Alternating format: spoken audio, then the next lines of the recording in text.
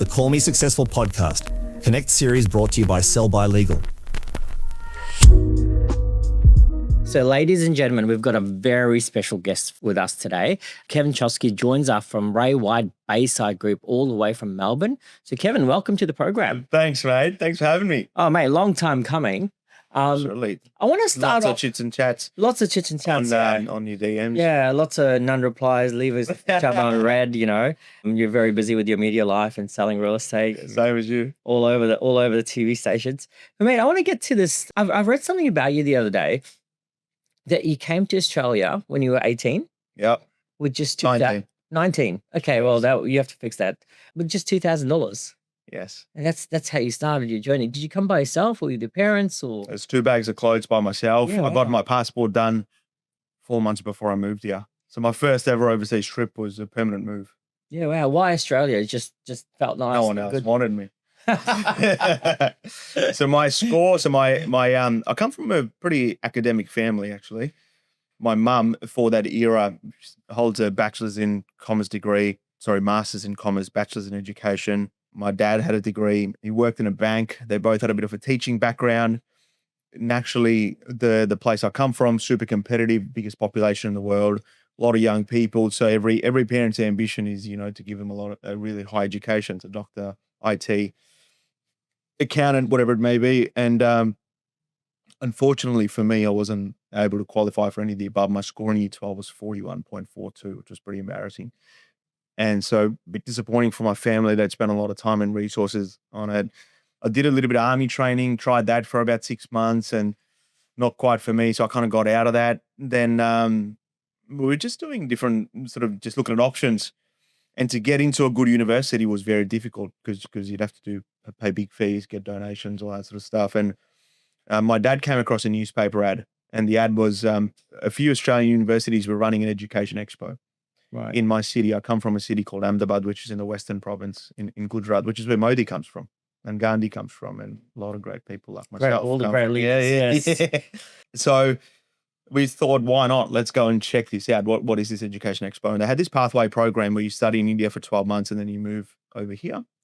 And then you finish the rest of your course and then you can settle down. So it kind of just sparked the idea, and they showed us photos of this little town called Geelong. Coastal, looked beautiful.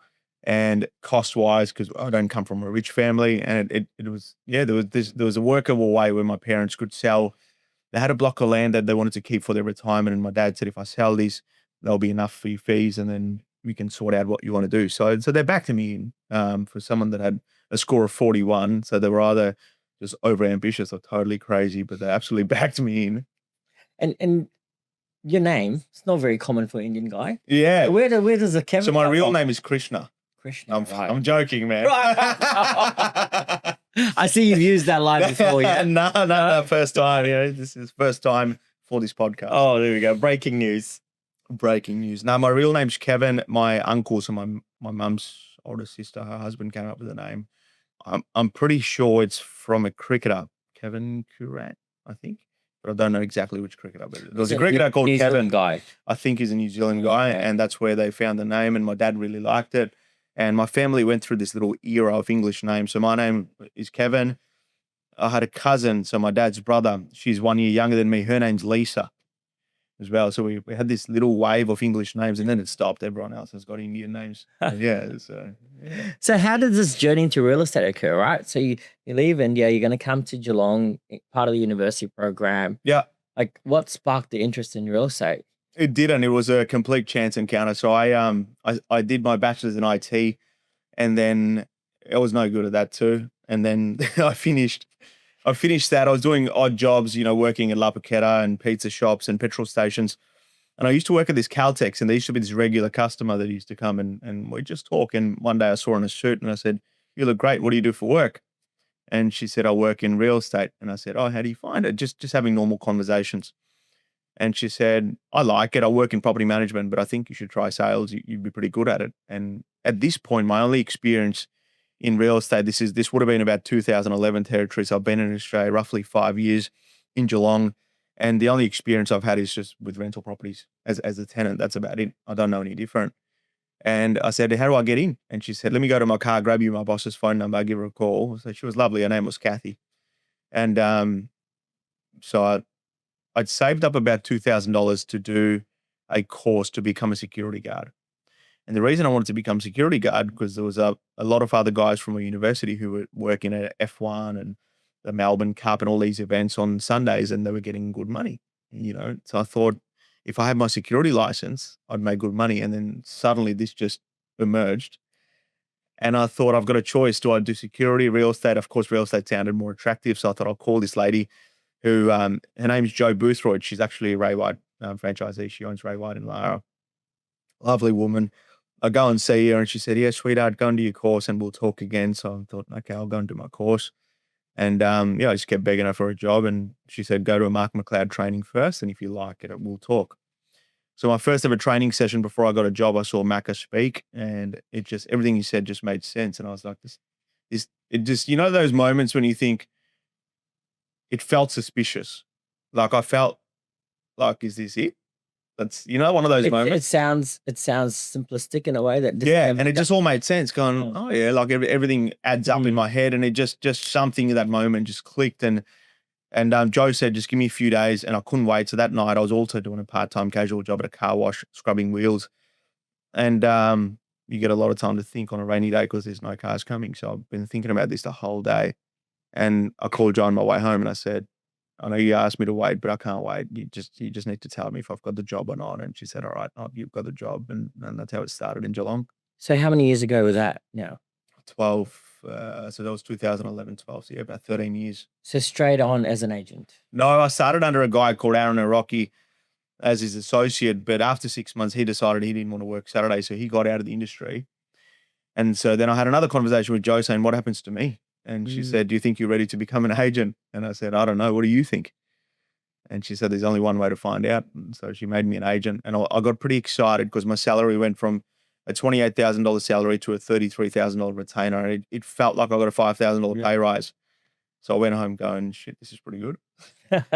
And then the reality hits of what you actually do have to do as an agent. It hasn't quite hit. It hasn't quite hit? No, not yet. Very well for someone that hasn't hit. Yeah.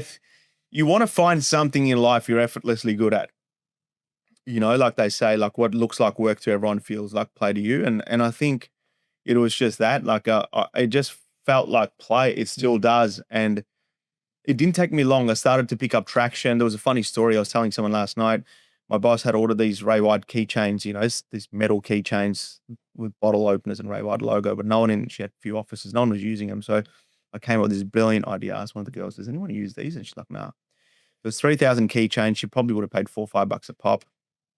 I took them all home. I wrote 3,000 handwritten notes saying, my name's Kevin Chokshi. I'm the new agent in your area, and I look forward to putting this keychain on your keys one day. And I letterbox dropped them all. And 6 months later, she found out and she pulled me in a room to say, you dropped them, did you? And I said, yeah. He said, the way you're spending money, I'm going to have to take up prostitution if you don't stop. So pretty wild. So, yeah. But did it work? Well, I wasn't there long enough. I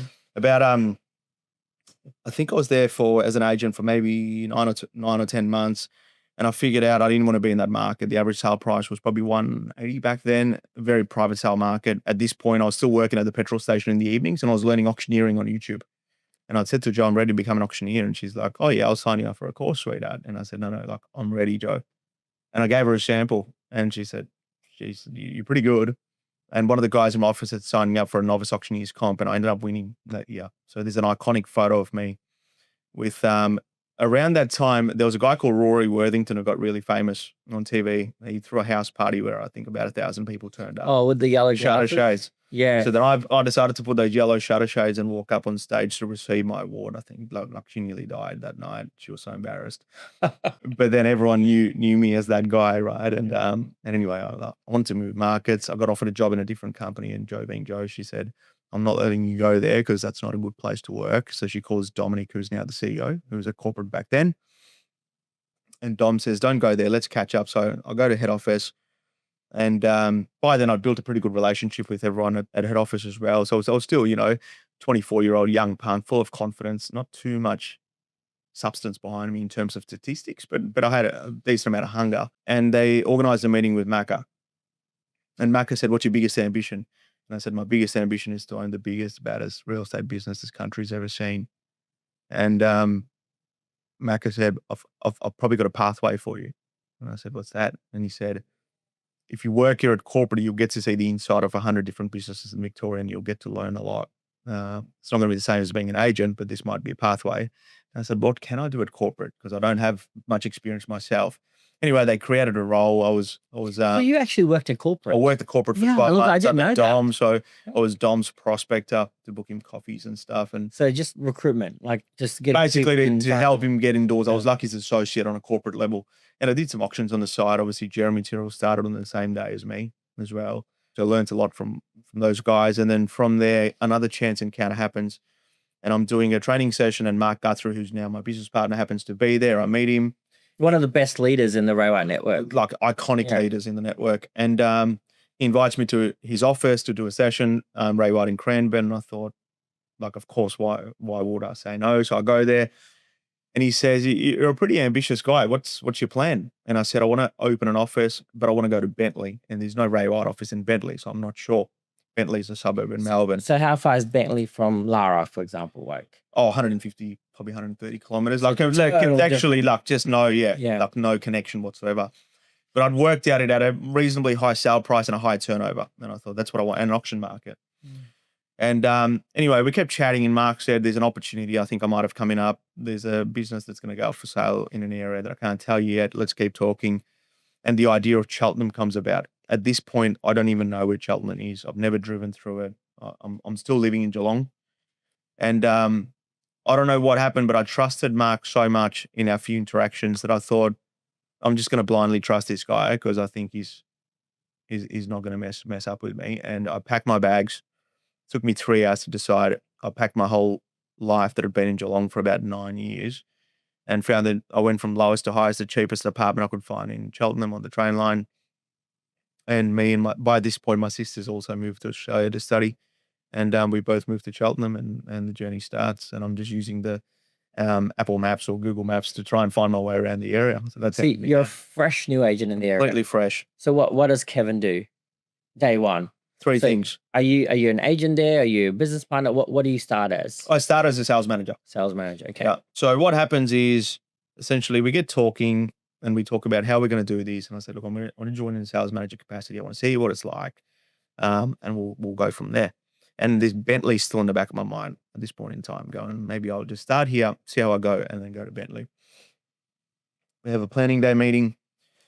And Mark says, this is Kevin. He's just joined us. Kevin, would you like to introduce yourself? So I said, sure. So I stand up and say, hey guys, my name's Kevin Chokshi and I'm here to be the FMOB, the first, the most, the only, the best. And I sit down and there was dead silence in the room. And I'm sure everyone there thought, who is that? Is this a unique terminology to you? Or is it somewhere you've read it? I must have read it a long time ago somewhere. I think Robin Sharma said it. And it just played in my head and I said it. And then there was a challenge. So I just had to be the FMOB. And then pretty competitive market, some big competitors, been there a long, long time, no context at all in terms of what to do. There wasn't many other agents. There was a few agents in that office, but as soon as Mark bought the business, they all left because Ray White wasn't a known sort of brand in that area. It wasn't a respected brand by this point because the previous owners who'd run a good business, they'd sort of sold out of it. And then, we didn't have a reputation behind us. Like Mark had come out of Cranbourne, which is another 45 minutes away from Cheltenham. So some Indian guy from Geelong, some guy from Cranbourne coming to Bayside, which is, a pretty one of the most competitive markets in Melbourne, especially with a lot of premium homes that Ray White's never had, like traction in the surrounding suburbs too. So it was, they were laughing at us. And what I do 3 things. I decide what I'm going to do. The first thing I'm going to do is I'm going to collect 10 bits of data every day. I'm going to do 200 letterbox drops a day and I'm going to do 50 phone calls a day. And it's like, so nothing earth shattering. Same as that Macca training, you walk away underwhelmed going, really? Is this it? Feels suspicious. What I was very good at is consistency. Day in, day out, you just kept going. So my formula was, if I do 200 drops a day, 5 days a week, that's 1,000 drops a week. If I can do that for 52 weeks, that's 52,000 letterbox drops consistently. So no matter what, if I'm in hospital, I got to do my 200 drops a day. And then what's the area size? Like you got like I got this little pocket called the Golden Triangle. So about 1,500, 2,000 homes. And I do 50 phone calls a day, 5 days a week, 250 calls a week, so 1,000 a month. So I thought if I do 12,000 calls a year and 52,000 drops a year, it's impossible they're not going to know who I am. and I had plenty of time. So I just started doing it consistently, and I was very good with planning. So I'd be there on Sunday. So when most people started their week on a Monday, trying to work out last week, I was already so far ahead of them. So this is all your past service station work, car cleaning work. Like Managing time. You know how to manage your time better than anyone else. Correct. So I figured this out. I've got a level of confidence and charisma about me. I was backing myself. I think I'm not much of an overthinker, which probably is a blessing in this instance. And I just kept doing it, and I started getting into doors. And I remember about the third month, I'd come out of Geelong where the average fee for me was $4,500, and I have this big fee of 29 grand, about third or fourth month. And Mark had this office back then. So I walk into Mark's office and, mate, I've got a question for you. And he's like, what? And I said, how freaking long has this been going on for? Because we've been missing out, man. This is insane. Like I just couldn't believe it. I was like, this is so easy. Like everything just feels like I felt like I was floating on water. And it was just fun. And then we kind of just kept building more momentum. And then the following year, sort of Mark approached me again, said, have you thought about the buy-in? And I said, not yet. And I kept putting it away because that Bentley's still in the back of my mind, going, I want to go to Bentley. And then about 2018, and by this time I started dating this girl, Elizabeth, who's now my wife. Now, Elizabeth, it's an Australian name for Australian lady, right? So just to clarify. No, so her real name is Isha. Isha. No, I'm joking. So, you got me good. Lizzie. She's my wife's half Italian, half New Zealander. Yeah. So she is, Australian. And so we start dating, and it gets pretty serious. And I said, look, for us to progress this forward, I think it's important that you do a trip to India with me. Oh, wow. And you really probably get to understand my life and my value system, and maybe the complications that come with it, in the sense that there's no complications, but it's different, culturally very different. Yeah. You're not going to get much space. And she did, to her credit, and we spent a month there, and then I ended up proposing, and then obviously the rest is history. We got married, and now we have 2 beautiful kids, hopefully more. No, that's breaking news for your wife. Yeah, she wants more kids. So. And so about 2018, I said to Mark, I said, okay, I've thought about this. I know I've been putting it off for 2 years, but if I want to buy in, I'm going to buy in hard, and we're just going to turn this around. And it wasn't going badly, but I just had big ambitions. And I said, I want you and I to work together and build this into a massive business. And I had this whiteboard, and I wrote down, we were doing probably 1.5 mil back then, 2018, 19. That's big back then. Back then, yeah, of course. Like it was good. The office was doing okay for a young business, 3-4 years in. And I wrote down $7 million, and I put down 2024. And I think I'm sure he thought I was on crack. And I said, that's what we're going to do in 2024. And I had a bit of a game plan in my head. And to my surprise, we did it. So it was just crazy. So it's been a fun ride, man. So you've reached all the pinnacles of all the Ray White accolades, chairman's of leave consistently year after year. Now your business is thriving. You're a big shareholder in the business as well. Now, what's this Bayside Group? How does that come about now? Because that's the next iteration of you and Mark's journey. Yeah. Any other partners, or just you guys? So Kyle joined us. So Kyle sort of did more operations, and I think him joining really took us to the next level. He sort of became a really good link between Mark and myself, because Mark and I have very different personalities, different styles, different age groups.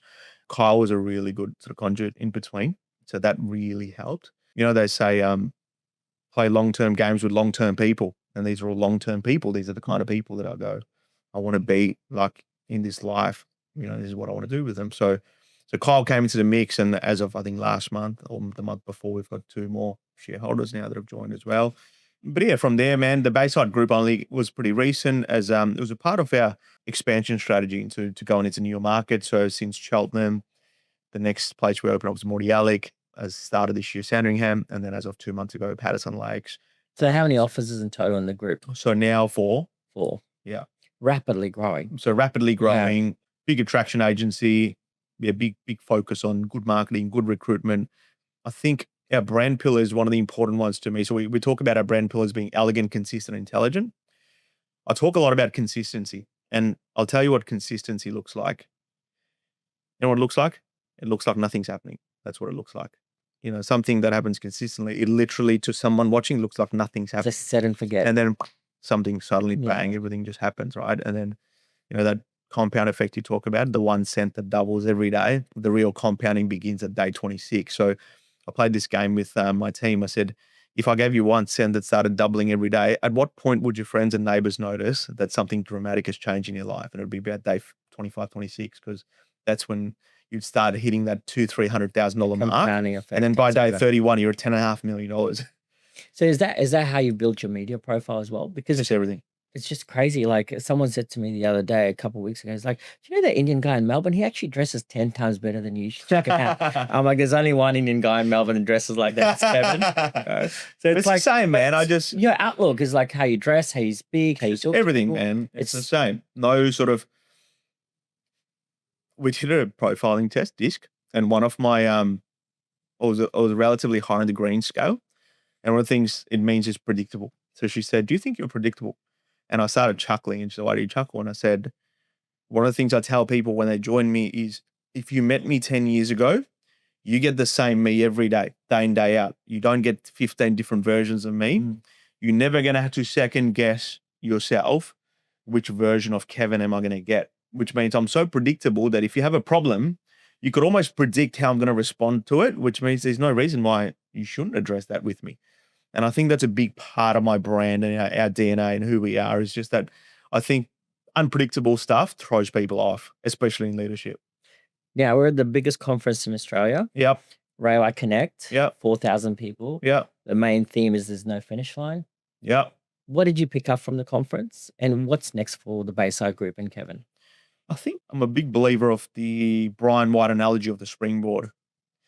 And that just plays in my head all the time, about how our job is to be that springboard for people. And it's so true in every aspect of our life, with my family, my parents, my kids, everything. It's just to be that springboard for these people, that the harder they jump, the higher they can go.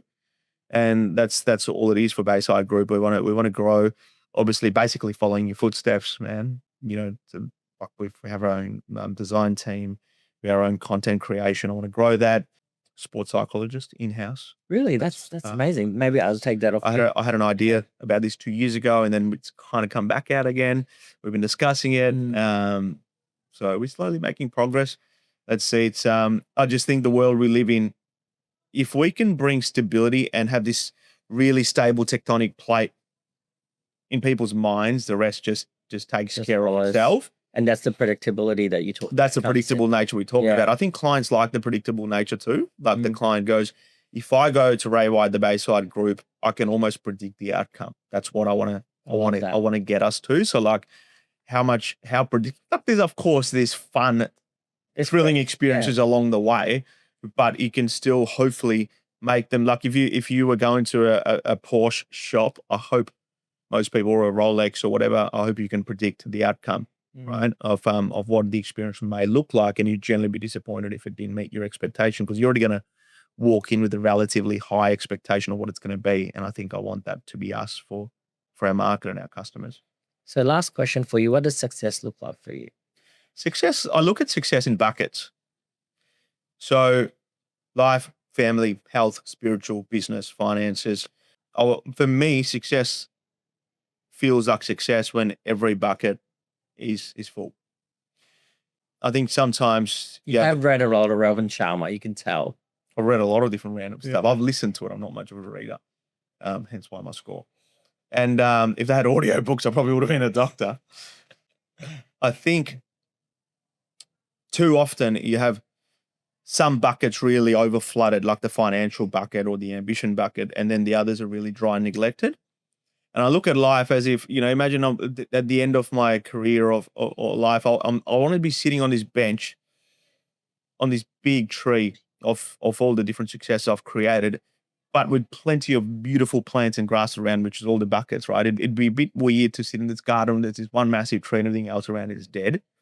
So I think that's a big part of how I look at success and everything I see. And it's just finding that real balance. And I think there's a real life cycle to it. There's harmony, disharmony, repair, harmony, disharmony, repair. Life just follows that journey nonstop. And I spend a lot of time focusing on that repair stage in every single transaction in human, in work, in life, in relationships. Because the better you repair, the longer the harmony stage lasts. Well, mate, all I can say is that the way you do business, the way you're leading your teams is very inspiring for me as an Indian Thanks, person as man. well. So You're one of my heroes. no, you're one of mine. Looking from afar, I'm like, this guy knows what he's doing. Everyone seems happy. It's a great culture in your team. All your leaders are getting along and like you're growing and like Okay. rapidly. So congrats on all your success. Thanks, mate. Thank you. May it long continue, and we love watching you. And Thanks, man. I appreciate hopefully it. we have you back again one day. Absolutely. Thanks. Thanks for having me. Time. Thanks, man. Thank you. Cheers.